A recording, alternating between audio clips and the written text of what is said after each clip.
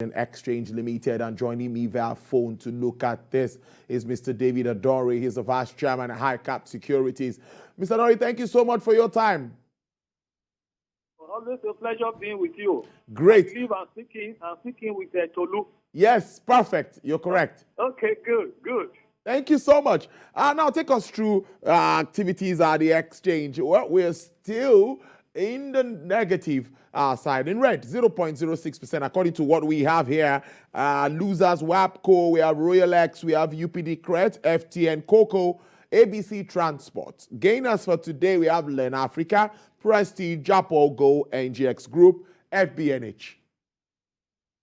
Okay, Tolu, you can see that the market is still in a bearish mode, considering the caliber of stocks that are controlling activities in the market. If you look at the gainers, most of the penny stocks are there. If you also look at the losers, also principally the penny stocks, indicating therefore that the high cap and iconic stocks have taken the back seat because there is nothing that is out there that is driving the market right now. So the market is still in a bearish mode, considering the fact that the downside factors that are depressing the market are still very monumental.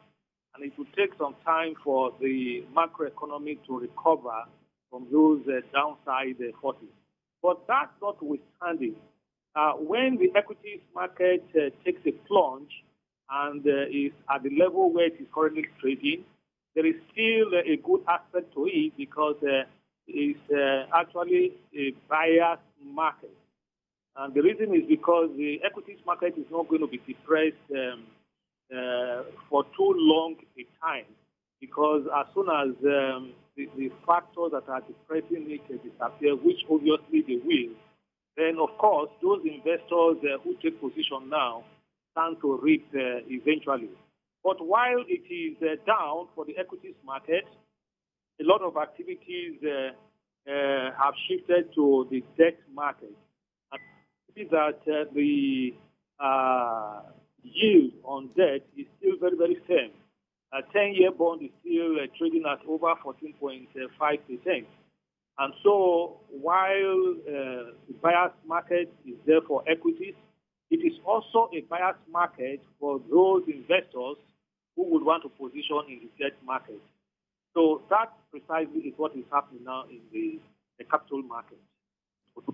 Brilliant submission as usual there. Thank you so much, Mr. Adore, Vice Chairman, High Cap Securities. It's always a pleasure having you join us to analyze. Bye.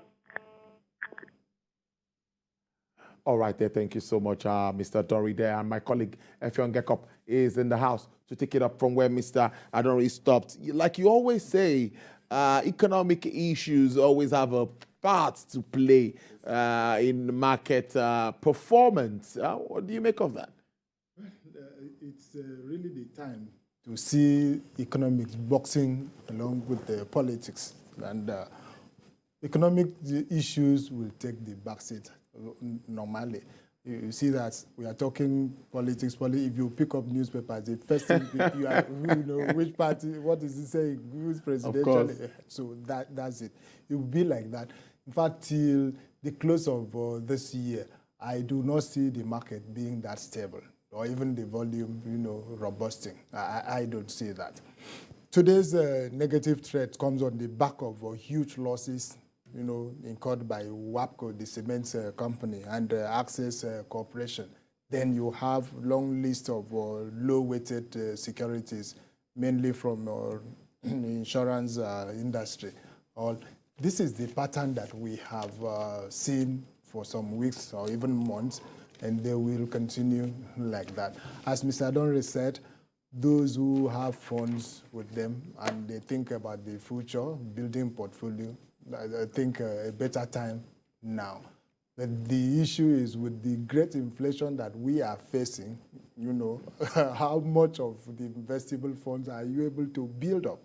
That's it. Don't forget the market works on large volume. If you have huge funds to invest in, your chances of getting good dividend, they exist. So this is the way we do. If you talk of the volume, we trade only 103 million units, valued less than 2 billion. That's very low for a particular day. But the market, as I used to say, is really measuring or even mirroring what is going on in the larger society. No one seems to be very comfortable with economic indices that we have. High level of inflation, the exchange rate that is not comfortable, all of them, poor infrastructure, so many things. If you put all of this into a basket, they really scare investors.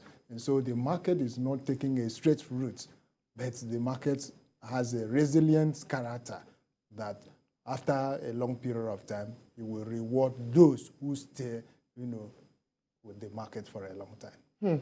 Indeed. Well, we'll be here to analyze the figures at that point when they start to reap, should we say, the fruit of their labor? Exactly.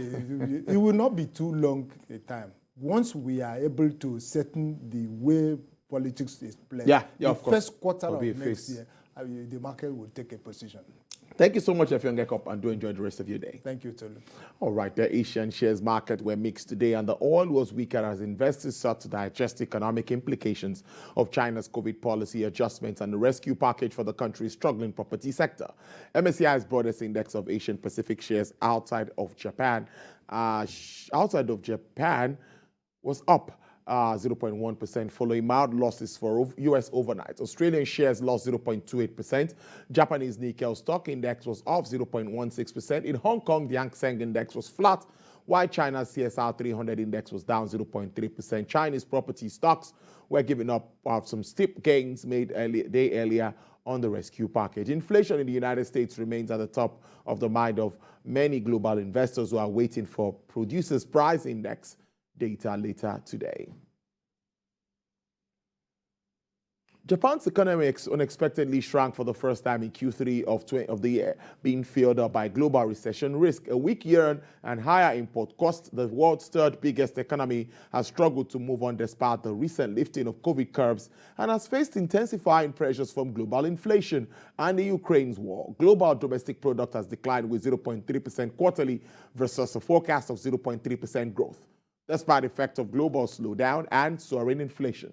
Japan has been dealing with the challenge of the yen's slide to 32-year low against the dollar, which has magnified cost of living from prices of everything from fuel to food items. Amazon.com Incorporated is planning to lay off about 10,000 employees in corporate and technology roles. The cut represents about 3% of Amazon's corporate staff.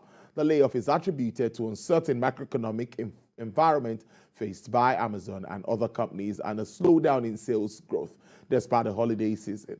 According to Chief Financial Officer Brian Oliveski, the company saw signs of tighter households' budgets for shopping, and it continued to wrestle with high inflation and energy costs. The online retailer plans to eliminate jobs and in its device organization, home security cameras, as well as its human resources and retail divisions. Amazon's time frame for informing staff remained unclear.